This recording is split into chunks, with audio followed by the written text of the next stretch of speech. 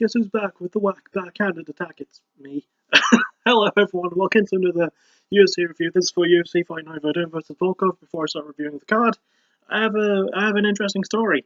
So we changed internet providers, as I've said in a couple of previous videos, and we changed it from broadband to Sky. And I can't really get BT Sport on the Sky box we have, which I'm fine with. So, you know, me and my dad yesterday, we went looking around for an app on the Xbox, and there's a UFC TV app, which was good. And then there was the option to get Fight Pass, which is also good, because it's only £5 a month. Not a bad deal, right? I got to watch the prelims earlier, because they were all on the Fight Pass. I didn't get to watch the main card, because pretty much every main card, every actual pay-per-view thing, is exclusive to the USA, and I don't live in the USA, because I'm not from there. So, yeah, it kind of sucks. And it makes even less sense, considering that this card actually took place in London at the O2 Arena, because where else is there in London to go when you're hosting an event? Pardon me. I'm not going to cut that burp out. So, yeah, I mean, I did get to see the main card, by the way, otherwise I wouldn't be doing this review. Otherwise I'd just be reviewing the undercard, and I don't want to give you half measures, you know? Even though the undercard had more fights. But that's neither here nor there. So I did get to see the main card on a website I use, which is completely legal. It's called MMA Core. If you're having trouble finding fights, I recommend going there and finding stuff. And it might accidentally spoil some stuff, but I'll take a full card of spoiled fights over a half-assed card, you know, that I can't really find anywhere else. So, with all of that having been said, let's get to Jolly Old London Town.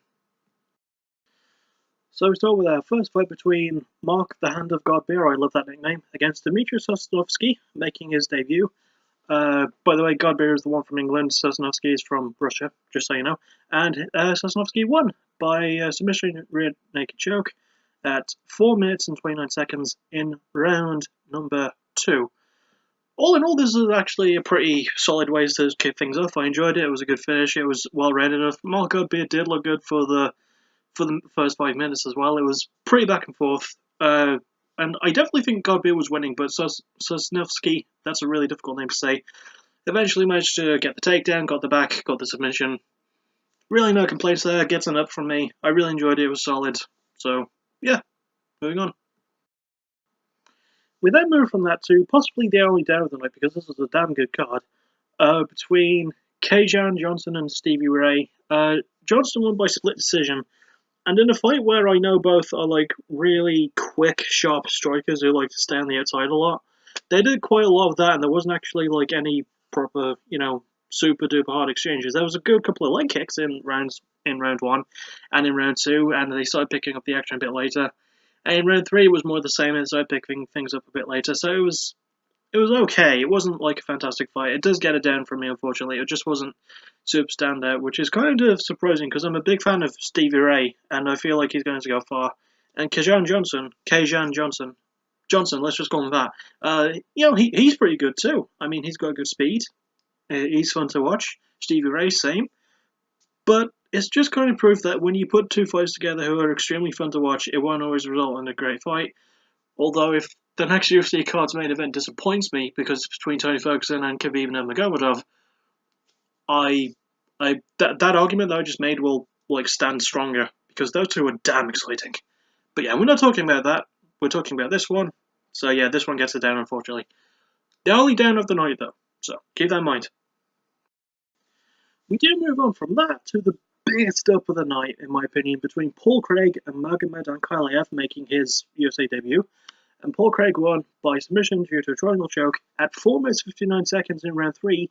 The first of 2 fights to end that late in the actual fight, with 1 second left in the whole fight. And goodness me, this is a great fight. It didn't win fight of the night, but Paul Craig did get performance of the night, which I'm good with. And the one that did get fight of the night definitely deserves fight of the night, just so you know. But this is personally the biggest up of the night for me. It was a really, really tough back and forth fight all in all, but Magomed definitely had the advantage. And when Paul Craig managed to get those legs up and managed to get the triangle choke, it was so beautifully executed. And Ankalaev tapped out so quickly. I wasn't expecting that.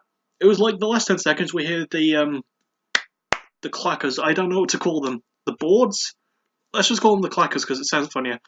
And yeah, like that moment happens, and Magomed was like, okay, I'm just going to ground pound this guy for the next 10 seconds. I'm probably going to win by decision.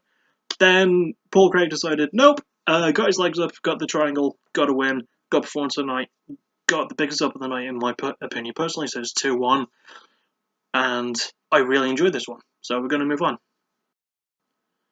We then move on from that to another big up.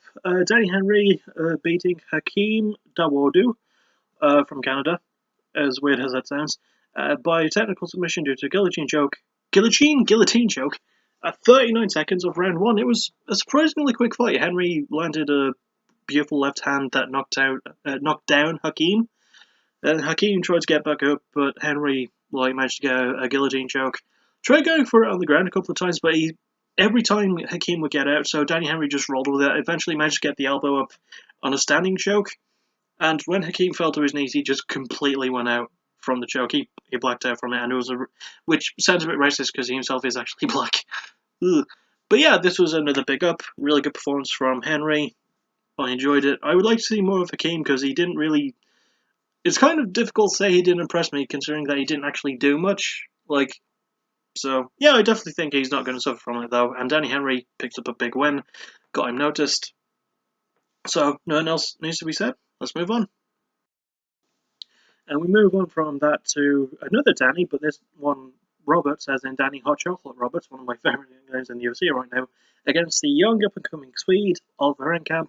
Danny Roberts won by knockout in round 1 at 2 minutes and 12 seconds, and it was a pretty good fight. Enkamp was looking to use his more kicking game because he's got a very, very good karate stance, and I actually enjoyed watching him fight for as long as he lasted, but Roberts managed to land a beautiful, beautiful right hand, and Enkamp just went down.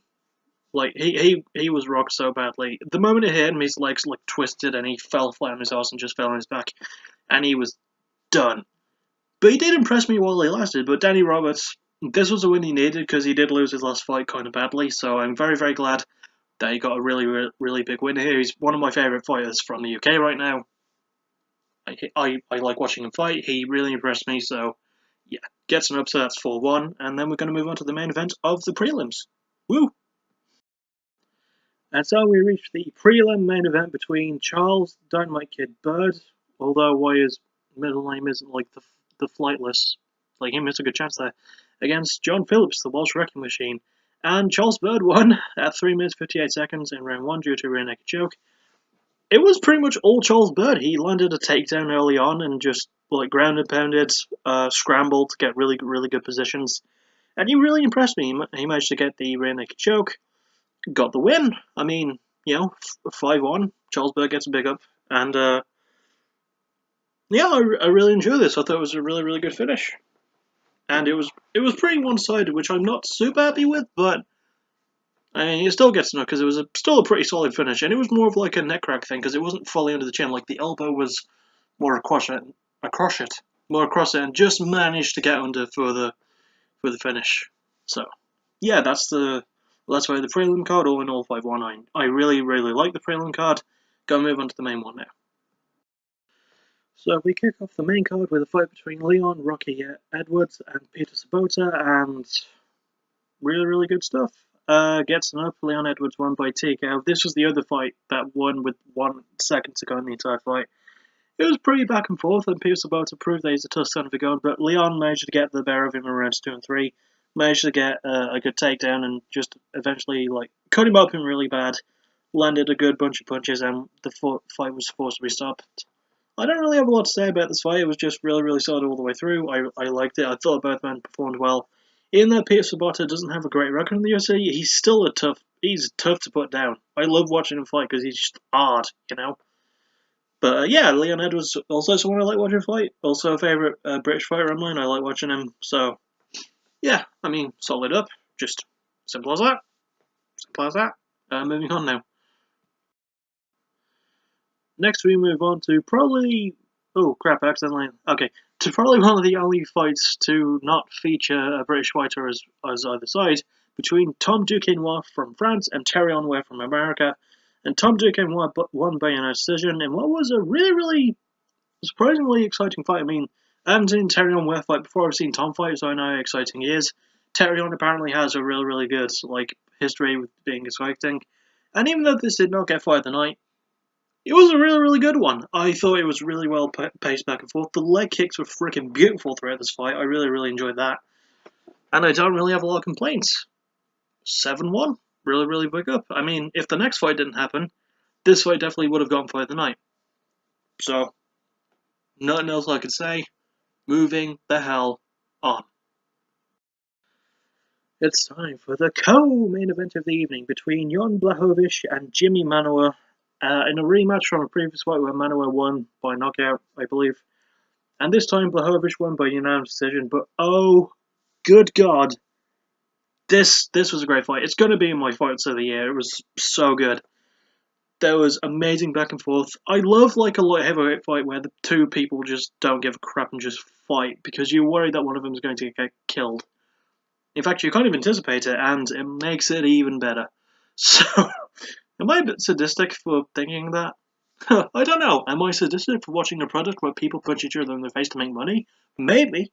So, yeah, I really enjoy this fight. It gets Fight of the Night so fucking easily. One of my favourite fights of the year so far. I really enjoyed this one. No complaints. Huge up. Second biggest up of the night easily, following the Paul Craig victory. So, yeah, nothing else to complain about. The right man won, and I want a third match between these two. It has to happen. Jimi won the first one, Jan won the second one. There has to be a third. I'm begging for it. But with that said, we gotta move on to the main event. And finally, we reach the main event of the evening between Fabricio Werdum and Alexander Volkov, and solid fight. A really fun one.